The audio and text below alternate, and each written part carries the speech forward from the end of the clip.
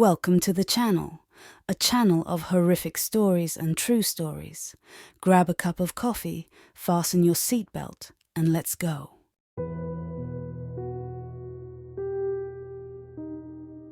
Owning a KFC franchise wasn't exactly what I dreamed of. Still, after years of scrimping and saving, it was a stepping stone, a sign of stability for my young family. The grand opening was a hit. The Colonel's secret recipe filled the air. Families poured in, and the registers sang a sweet song of cha-ching. I got lost in the chaos, wearing my long hours like a badge of honor in this new venture, even though I could easily appoint someone to close up after every day's shift. I still chose to do it independently, so this one late evening as I was locking up, I noticed a shadow moving outside the kitchen windows as I brought my face close to the window to see if someone was there. A man jumped right away from the darkness, almost giving me a heart attack. He had scruffy hair framed by wild eyes, and he stared into my soul. A shiver ran down my spine, but I brushed it off. Once he left abruptly, probably some homeless junkie. I thought, over the next few weeks, the man became a fixture standing silently across the street. My wife Carmel dismissed him as harmless, but I couldn't shake a feeling of unease. He probably wants some free food. You're worrying for no reason. Carmel scoffed. Then came the night that shattered my calm as I was leaving the restaurant. A rustle in the alley sent chills down on my spine. I turned around to see the man standing behind me, with a creepy smile splitting his grime-caked face. Fear, primal and cold, coiled in my stomach.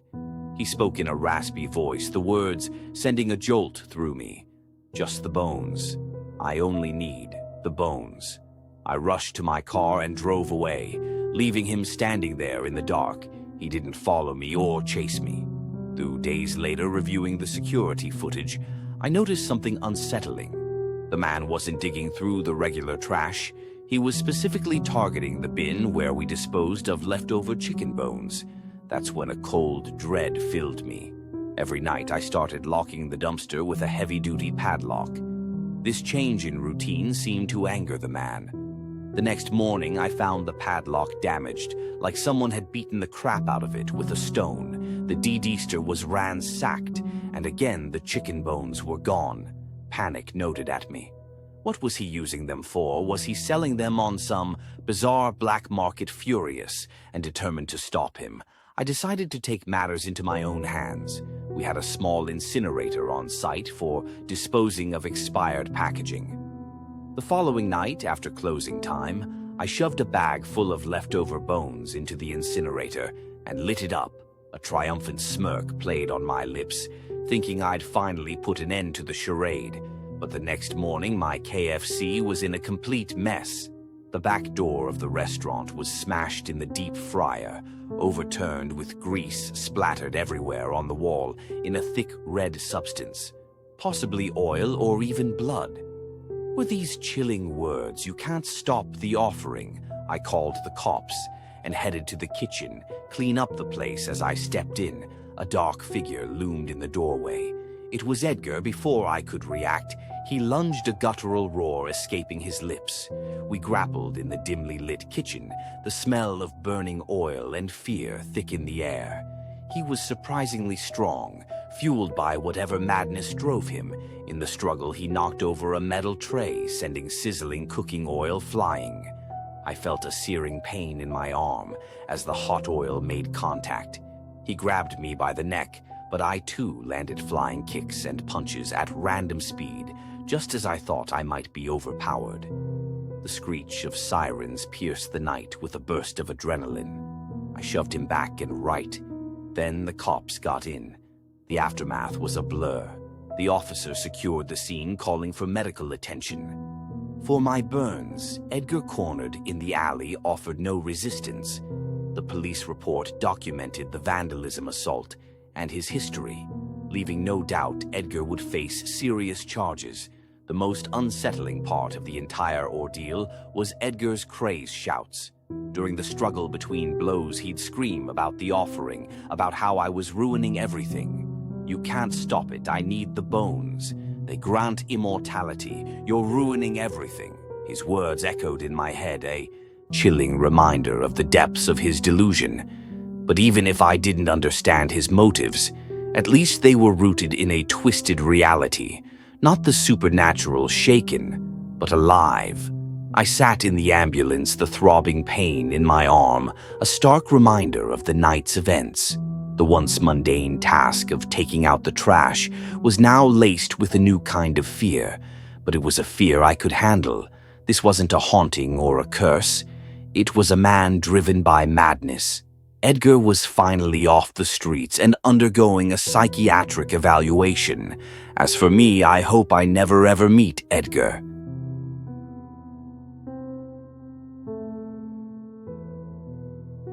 Again, the morning had started off like any other at the only KFC in our small Alabama town. I was behind the counter wiping down the surfaces, getting ready for the usual rush. The smell of fried chicken filled the air, and the hum of the fryer was almost comforting. That was until he walked in. The man was wearing shabby clothes covered in blood, carrying a dead hen by its neck, the lifeless bird, swinging with his jerky steps. His eyes rolled around wildly, and he muttered some things to himself, words I couldn't quite catch. Then his eyes locked onto mine. He walked up to the counter and slammed the chicken down with a sickening thud. "Need this chicken in my burgers. 6 burgers. I need this chicken. Only this is my chicken." I felt a chill run down my spine. I tried to keep my voice steady, tried to reason with him. "Sir, we can't use that chicken. We have our own." His eyes snapped to mine, wild and furious, and I saw something dark and dangerous there. My heart raised. "Okay, sir, I'll take care of it." I carefully took the dead hand and, trying to keep my composure, walked to the back and threw it in the dumpster. My friend Melissa packed 6 chicken burgers and handed them to me. He sat alone by the window, covered in blood, occasionally talking to himself when he was leaving. He turned back to me. She was Cynthia for days. I couldn't shake the image of him out of my mind. I jumped at every little sound, expecting to see him again. And then he came back one evening, same disheveled appearance, same dead bird blood on himself. This time, he ordered 5 burgers. We threw the dead bird out and gave Hai his burgers, which he ate alone while talking to himself before he left. He looked at me with those same wild eyes. She was Rachel. 2 weeks passed and he showed up again, ordering 4 burgers. This time, the pattern was unmistakable, and it terrified me. He sat eating slowly and then left, saying she was ping curiosity and fear gnawed at me. I needed to know more about this man, so as soon as he left, I decided to follow him, asking Melissa to cover for me. I trailed behind at a safe distance, my heart pounding. He walked with the same jerky motion. Talking to himself, he led me to an old church where he spoke something to the guard who laughed heartedly with him and patting his back. I decided to approach the guard. "Excuse me, do you know that man?" The guard, an older gentleman, looked amused at my interest in the man. "Oh, that's crazy. Christopher mentally ill, poor soul, but his father left him a ranch and all he used to be an affluent farmer. You know, but after his wife passed away in a tragedy, he became well cuckoo. Oh my God, if you don't mind me asking what happened to her, no one knows exactly. Christopher was away and their daughters were at their grandmother's. His wife was alone in the Handon pen when she suffered an attack or a stroke or something. Poor man. When he returned, he found his hand feeding off of his dead wife. Something broke in his head that day. A cold dread settled in my stomach. He has daughters. Oh yeah, 6 of them. Pauline, then there's Rebecca, and Cynthia. She's a regular at this church, but I haven't seen her in a while. Blood drained from my face. I dialed 911 and prayed that what I was thinking was wrong. The police took him in for inquiry from the church and then stormed into the ranch later that day. What they found sent a wave of terror and grief across our small town. They found his 3 alive waters, tied up inside a barn, chained and malnourished it. Took the officers 3 days to find and recover the remains of Cynthia, Rachel, and Pauline buried on the farm. They were his 3 eldest daughters. It was later revealed in the news that Christopher was seeing visions of his wife talking to him, increasingly convincing him that they all had to suffer the same fate as hers, to be together in the afterlife. After killing each daughter one by one, he fed them to a starving hen, and then killed the bird before carrying it to the KFC where I worked, asking for it to be made into burgers. No one had answers to why he wanted to eat those chickens only, Owning a KFC but all his talking franchise to wasn't himself exactly made what I sense. dreamed of. He was Still, probably after seeing years his of dead wife. scrimping The and whole saving, episode made it me was a sick, stepping stone, and I swore a off sign of chicken or any stability kind for of my meat young family. after it all. The grand opening was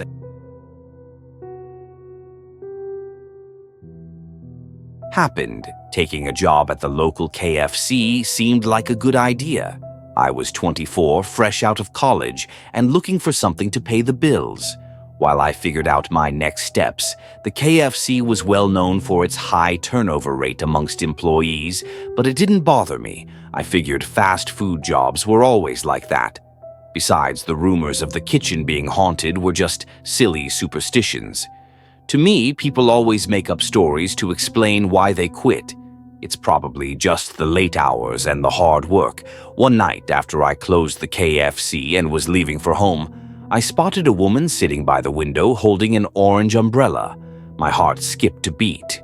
I thought I had locked a customer in by mistake.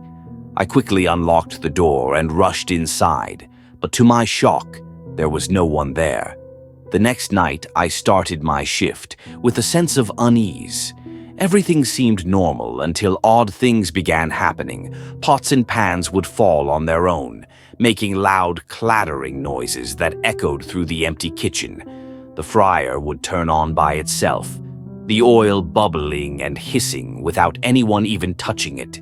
Cold spots followed me around, making my hairs on the back of my neck stand on end. One time, the walk-in freezer door swung open with a creak, even though I knew I had shut it tight. And then, as I went to shut it, the soda machine started dispensing drinks on its own, spilling liquid all over the counter. I tried to ignore the strange occurrences, focusing on my tasks. But that night, after closing up, I saw her again. The woman with the orange umbrella was sitting by the window. Only this time, she was staring directly at me. Panic surged through me, and I rushed to my car, my hand shaking as I fumbled with the keys. Before I drove away, I saw in the rearview mirror, but the woman was gone again. The next day, I confided it all in my colleague Mike. He was an older guy and had been working at the outlet for 3 years. Mike, I keep seeing this woman with an orange umbrella. She just sits by the window, staring at me. It's freaking me out. Hey, congratulations. Mrs. Margaret has chosen to present herself to you as well. Mrs. Who, look, you were always poking about why people leave this place so quickly, right? Well, you found the reason. He pulled out an old news article on his phone, PH, from 4 decades ago. It showed a picture of a beautiful woman with a big smile. The headline read, "Local businesswoman disappears on opening day of husband's restaurant. Who is she?" Look at her hands. I did. To my shock, the woman was holding an orange umbrella. This place was built 4 decades ago on the very day of the inauguration. The owner's wife, Margaret, disappeared. No one knows what happened to her. People say her spirit haunts this place, but she's on list. Just ignore her if you see her that night. As I locked up the outlet, I saw her again. I could see that her eyes were locked onto mine, but there was something about her that pulled me in. This time, as I unlocked the door and entered inside, she didn't disappear. She kept sitting there, still looking at me. Mrs. Margaret, as soon as I said her name, she got up slowly and then, without warning, started floating towards the back of the outlet. My heart pounded in my chest as I followed her. Mrs. Margaret, she didn't respond, just kept moving silently. She led me to an old, defunct storage room and then vanished behind a wall. The next day, I told Mike and the other colleagues what I saw. We all decided to investigate. She hasn't done this before.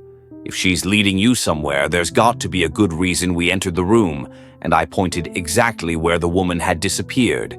It was unanimously decided to tear down the wall. Mike and Jim brought out hammers from Jim's brother's truck, and before the opening hours, they started tearing down the wall. Soon enough, we found a small hidden cavity behind it. One by one, we carefully entered inside. It was covered in dust and cobwebs and a terrible smell, but what I saw next made me scream at the top of my voice in a corner. There was a skeleton still wrapped in clothing from decades ago, and near its hand lay a dusty old orange umbrella, as if lost in time forever. Mrs. Margaret, apparently murdered by her husband and cleverly hidden away from the world for an eternity.